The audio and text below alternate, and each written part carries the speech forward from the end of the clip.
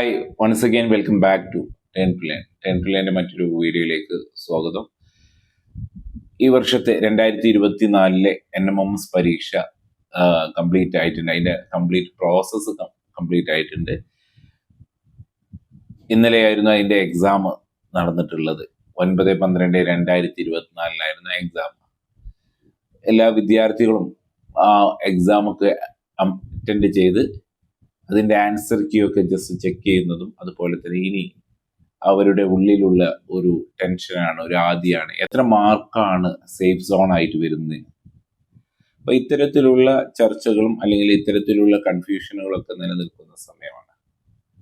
അപ്പൊ ഇന്നത്തെ ഈ വീഡിയോയിൽ പറയുന്നത് NMMS എക്സാം കഴിഞ്ഞു, വാട്ട് ഈസ് നെക്സ്റ്റ് എന്നാണ്. NMMS എക്സാം 8ാം ക്ലാസ്സിൽ നിങ്ങൾക്ക് കിട്ടിയ ഒരു അവസരമായിരുന്നു NMMS പരീക്ഷ എഴുതുക എന്നുള്ളത്.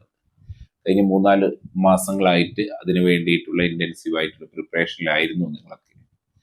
നിങ്ങളുടെ കഴിവിന്റെ പരമാവധി നിങ്ങൾ ആ എക്സാമിന് വേണ്ടിയിട്ട് സമർപ്പിച്ചു.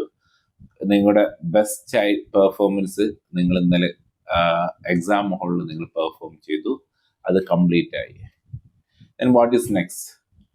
ഇനി nmmc.kerala.gov.in എന്നുള്ള വെബ്സൈറ്റിൽ 2-3 ആഴ്ച കഴിഞ്ഞാൽ പ്രൊവിഷണൽ ആൻസർ കീ വരും. ആൻസർ കീയിൽ എന്തെങ്കിലും തെറ്റുണ്ടെങ്കിൽ നമുക്ക് അത് ഒബ്ജക്റ്റ് ചെയ്യുന്ന, അതിനെ നമുക്ക് ക്ലെയിം ചെയ്യുന്നതിനുള്ള അവസരമുണ്ടാവും. ദെൻ ഫൈനൽ 2-3 ആഴ്ച കൊണ്ട് ഫൈനൽ ആൻസർ കീ വരും. അതിനനുസരിച്ചുള്ള ഒരു ആൻസർ ഇവാലുവേഷൻ ആയിരിക്കും SCRT നടത്തിയിട്ട് അതിനനുസരിച്ചായിരിക്കും നിങ്ങളുടെ മാർക്കും അതുപോലെ തന്നെ സ്കോളർഷിപ്പിന് നിങ്ങൾ ഏബിൾ ആണോ അല്ലയോ എന്ന് തീരുമാനിക്കുന്നത്. ഇതാണ് ഇനി നടക്കാനുള്ള കാര്യങ്ങൾ. 2025 മാർച്ച് മാസത്തിലേക്ക്, ഫെബ്രുവരി മാർച്ച് ആകുമ്പോഴേക്കും NMMSന്റെ റിസൾട്ട് പബ്ലിഷ് ചെയ്യും. ക്വാളിഫൈഡ് ആയിട്ടുള്ള ആൾക്കാർ, സ്കോളർഷിപ്പിന് യോഗ്യത നേടിയിട്ടുള്ള ആൾക്കാരുടെ ലിസ്റ്റുകൾ വരും. ഓക്കെ, നിങ്ങൾക്ക് ഇതൊക്കെ അറിയുന്നതാണ്. ഓരോ ജില്ല അനുസരിച്ചും ഓരോ കാറ്റഗറി അനുസരിച്ചും കട്ട് ഓഫിൽ വേരിയേഷൻസ് ഉണ്ടായിരിക്കുന്നതാണ്. ഇതൊക്കെ സ്വാഭാവികമായിട്ടും എല്ലാ വിദ്യാർത്ഥികൾക്കും അറിയുന്നതാണ്. അപ്പോൾ ഇന്ന് നമ്മൾ സംസാരിക്കുന്നത് ഇനി എന്താണ് ചെയ്യേണ്ടതെന്ന്. അപ്പോൾ ഈ പ്രോസസ്സ് കംപ്ലീറ്റ് ആയി. ഇനി നമുക്ക് വെയിറ്റ് ചെയ്യേണ്ടത് നമ്മുടെ റിസൾട്ടാണ്. അപ്പോൾ ഇനിയുള്ള ഈ ഒരാഴ്ചയിൽ നിങ്ങൾക്ക് നിങ്ങളുടെ ക്രിസ്മസ് എക്സാം നടക്കാൻ പോവുകയാണ്. അപ്പോൾ ഈ NMMSന്റെ പഠനം കഴിഞ്ഞ വീഡിയോകളിലൊക്കെ പറഞ്ഞതുപോലെ തന്നെ നിങ്ങൾക്ക് വെറുതെ ആവില്ല. നിങ്ങളുടെ എക്സാം പ്രിപ്പറേഷന് അല്ലെങ്കിൽ നിങ്ങളുടെ അഫിലി എക്സാമിന് നിങ്ങൾക്ക് അത് ഉപകാരപ്പെടുമെന്നുള്ള കാര്യത്തിൽ നിങ്ങളുടെ ഈ അഫിലി എക്സാമിന്റെ പേപ്പർ കിട്ടുന്ന സമയത്ത് നിങ്ങൾക്ക് മനസ്സിലാവുമെന്നുള്ളതാണ്.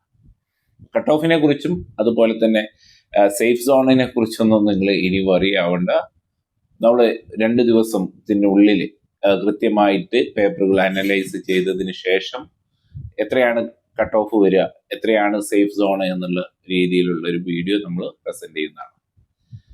പൊതുവെ ഇന്നലത്തെ എക്സാമിൽ പറയുന്നത് മാറ്റ് കമ്പാരിറ്റീവ്ലി ഈസി ആയിരുന്നു. എല്ലാ തവണത്തെയും പോലെയും മാറ്റ് വളരെ സിമ്പിൾ ആയിരുന്നു. സാറ്റ് ആണ് കൂടുതൽ ടഫായിട്ട് വരുന്നത്. സാറ്റിന് ടഫ് വരുന്നുണ്ട്. സാറ്റിൽ പ്രത്യേകിച്ച് കെമിസ്ട്രി അതുപോലെ തന്നെ മാത്സ്, ഫിസിക്സ് ഏരിയാസ് ടഫായിരുന്നു എന്നുള്ളതാണ് നമ്മുടെ യൂട്യൂബിന്റെ വീഡിയോസിലും അതുപോലെ തന്നെ നമ്മൾ എടുക്കുന്ന ക്ലാസ്സുകൾ, ഓൺലൈൻ ഓഫ്ലൈൻ ക്ലാസ്സുകളിലുള്ള വിദ്യാർത്ഥികളുടെ പൊതുവായിട്ടുള്ള അഭിപ്രായം. സാറ്റ് ടഫായിരുന്നു. അപ്പോൾ സാറ്റ് ടഫ് ആവുന്നത് കൊണ്ട് തന്നെ കട്ട് ഓഫിൽ താഴേക്ക് വരാൻ ചാൻസ് ഉണ്ട്. സാറ്റ് ടഫ് ആവുന്നത് കട്ട് ഓഫിലേക്ക്, സാറ്റ് സിമ്പിൾ ആവുന്ന സമയത്ത് കട്ട് ഓഫ് ഹൈ ആവാനും ചാൻസ് ഉണ്ട്. അപ്പോൾ പൊതുവെ മോസ്റ്റ് ഓഫ് സ്റ്റുഡൻസിന്റെ അഭിപ്രായത്തിൽ സാറ്റ് വളരെ ടഫായിരുന്നു. അപ്പൊ അതുകൊണ്ട് തന്നെ സാറ്റിൽ മാർക്ക് കുറയാൻ ചാൻസ് ഉണ്ട്. ഇപ്പൊ സാറ്റിൽ മിനിമം ക്വാളിഫൈങ് മാർക്ക് നമ്മൾ പറഞ്ഞിട്ടുള്ള 40%, അതായത് 36 മാർക്കെങ്കിലും നിങ്ങൾക്ക് ഉണ്ട് എന്ന് ഉറപ്പുവരുത്തുക.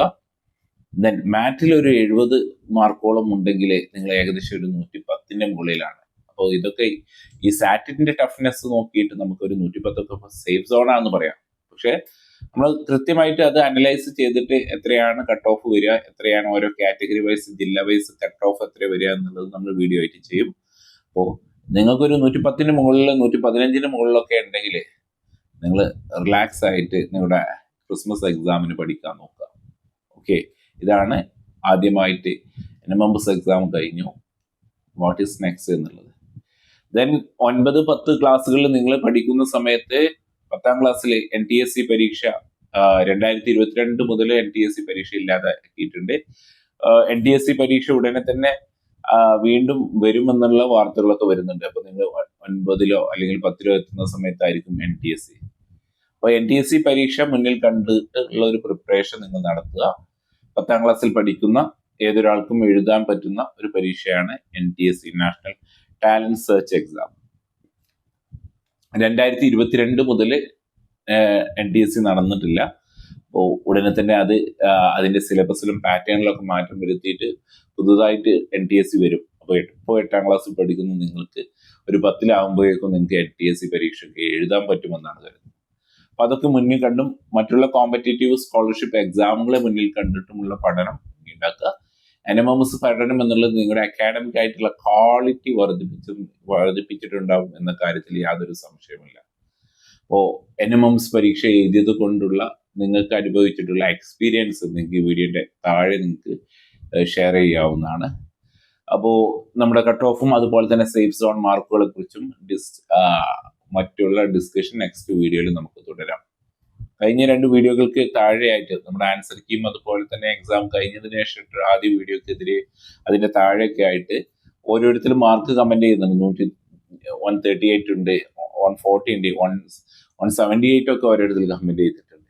അപ്പോൾ കൃത്യമായിട്ടുള്ള മാർക്ക് അനാലിസിസ് നമുക്ക് നടത്തുന്ന സമയത്ത് എത്രയാണോ എന്നുള്ളത് നോക്കിയിട്ട് ഒരു പ്രൊവിഷണൽ ആൻസർ കീ നമുക്ക് ഔദ്യോഗികമായിട്ട് വരുന്നതാണ് NMMSന്റെ SCERTയുടെ പ്രൊവിഷണൽ ആൻസർ കീ. അതിൽ എററുകൾ ഇല്ലാത്ത ആൻസർ കീ ആണെങ്കിൽ അത് വെച്ചിട്ട് നമുക്ക് പ്രെഡിക്റ്റ് ചെയ്യാൻ പറ്റും ഇത്രയാണ് കട്ട് ഓഫ്, ഇത്രയാണ് സേഫ് സോൺ എന്നുള്ളത്. അത് ഉടനെ തന്നെ നിങ്ങൾക്ക് മുന്നിലെത്തും.